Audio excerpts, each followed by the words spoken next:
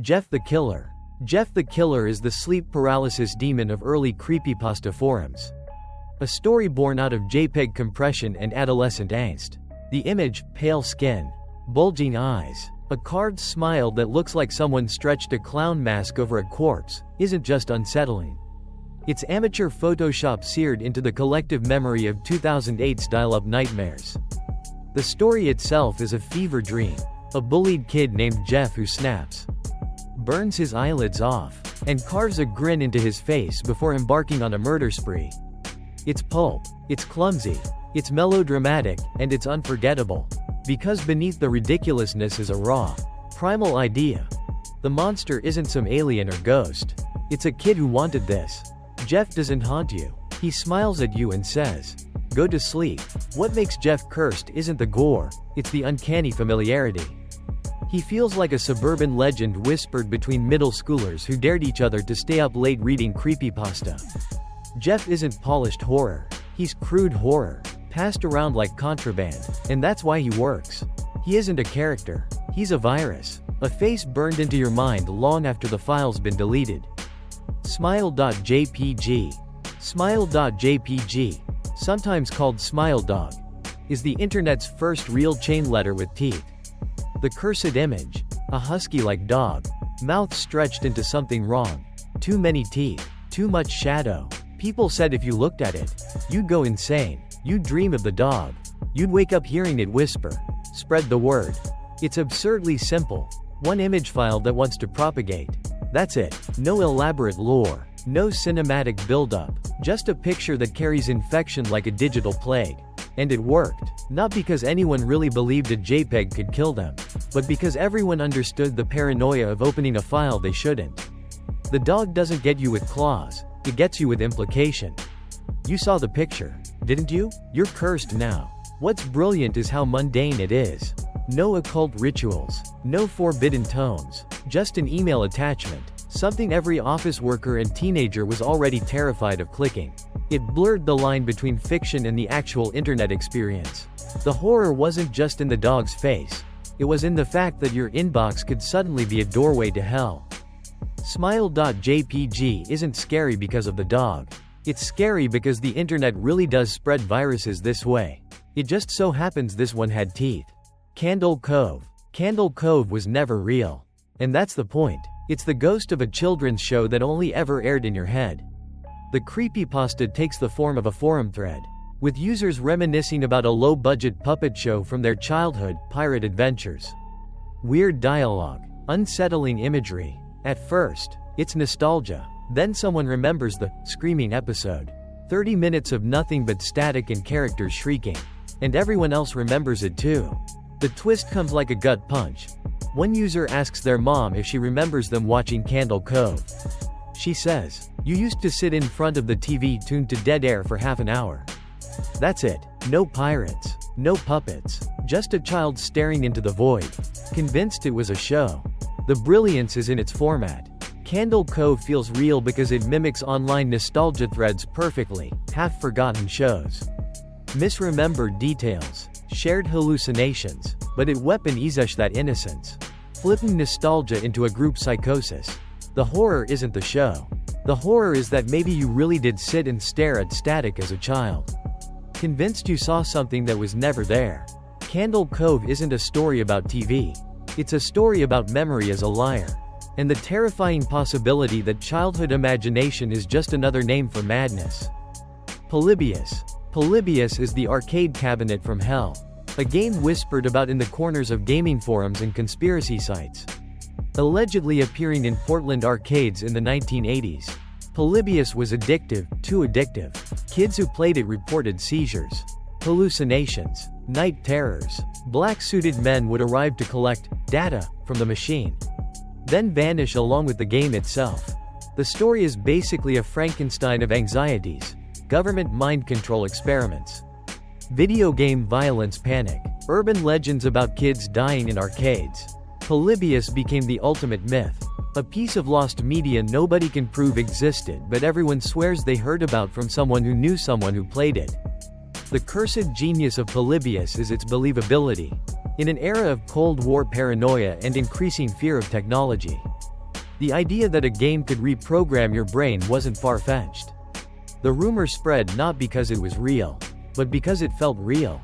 Who hasn't lost hours to a game? Eyes burning, mind buzzing, feeling less human after? Polybius is horror disguised as nostalgia. It plays into the idea that the games we love might not love us back. That behind every screen is an experiment, and behind every joystick is a hand we never see. Ted the Caver. Ted the Caver is the internet's first found footage novel, written entirely as a blog in the early 2000s. It begins innocently. Ted and his buddy are amateur cavers, exploring a narrow, unexplored hole in a cave system. They document the crawl spaces, the claustrophobia, the grit of rock against skin. It feels real, mundane even, until the noises start, until the air gets colder, until the hole seems to breathe. The genius of Ted the Caver is its slow burn. The updates come in increments, written like real-time journal entries. We made it another few feet today. The rock formation looks like it was carved. Each entry drips with the banality of reality, making the escalating dread feel authentic. It's like someone documenting their own damnation in real time, and you're just a voyeur peeking in. And then it stops. The blog cuts off abruptly. Mid-story. No ending. No conclusion. Just silence. The true curse of Ted the Caver isn't the monster or the cave, it's the lack of closure. You're left with an unfinished descent, a void that gnaws at your brain. This was one of the first times horror on the internet felt alive. Like maybe Ted was real. Maybe he really didn't come back. And in some ways, we're still stuck in that cave with him. Mariana Mordegard Glesgorv. This one's an urban legend about a YouTube video so cursed that half the viewers don't survive. The name is gibberish, the kind of nonsense title you'd scroll past without a second thought. But if you clicked, you saw a man staring at you. Just staring. And the longer you watched, the more wrong it became. His face distorting, his eyes hollowing, until viewers either clawed their eyes out or just never logged off again. The creepypasta spread like wildfire in the early YouTube era, when the platform was still the Wild West. The legend claimed YouTube itself had to delete most of the video, only leaving a harmless 20-second clip because the full version was lethal. Which is perfect horror logic, plausible, impossible, and irresistible. Mariana Mordegard Glesgorv is terrifying not because the video exists, but because of what it implies. The internet was suddenly a place where a single click could ruin you, not with malware, but with madness. A video file that functions like a memetic virus, slipping into your head and rotting it from the inside. And that's the real hook. Everyone wanted to find it, to prove it was fake. Which is exactly how the curse spreads. You don't survive it by avoiding it.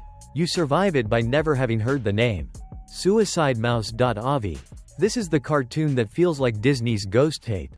A lost Mickey Mouse short whispered about in creepypasta circles. At first glance, it's mundane. Black and white Mickey shuffling down an endless street. Looping background. Nothing remarkable. But then the footage starts to degrade. The music warps into static and screaming. The animation jitters. Mickey's face stretches into shapes that don't belong on a mouse, or anything alive. The legend says the video ends with screaming that doesn't sound like audio. It sounds like someone screaming into the film itself. And when the tape cuts to black, projectionists supposedly found themselves in shock, unable to move, some even driven to suicide. Hence the cursed file name. What makes suicidemouse.avi so effective is the weaponization of innocence. Disney, the symbol of wholesome childhood joy, twisted into despair incarnate. It feels like catching your reflection smiling wrong at you. A safe, comforting symbol curdled into rot. The cartoon isn't just scary, it's betrayal captured on celluloid. Whether or not the tape ever existed is irrelevant. The horror spreads because everyone can imagine it. Everyone knows what it would feel like to watch their childhood icons peel apart in real time. Suicidemouse.avi isn't a file, it's an infection of trust. Obey the Walrus. Obey the Walrus is chaos distilled into video form.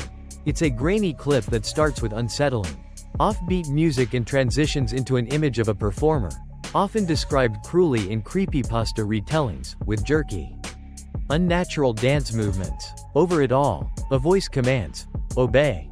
The video doesn't have gore, It doesn't need it. It plays with rhythm, with uncanny visuals, with the sense that you're watching something not meant for you. Early internet users swore that watching it for too long caused headaches, hallucinations, paranoia. Some believed it was a test, an MK Ultra relic, a recruitment tool for cults, or a piece of media designed to brainwash you one frame at a time. The real terror of Obey the Walrus is its senselessness. There's no explanation, no clean narrative, it's just wrong. And in the early YouTube days, when videos loaded slowly and resolution was terrible, that wrongness multiplied in the imagination. Obey the Walrus became a Rorschach blot of internet fear. Some saw a cursed tape. Others saw subliminal messages. Others saw a glimpse into madness itself. And maybe that's why it endures. Because the scariest videos aren't the ones that show you too much, they're the ones that show you nothing. And let your brain do the rest.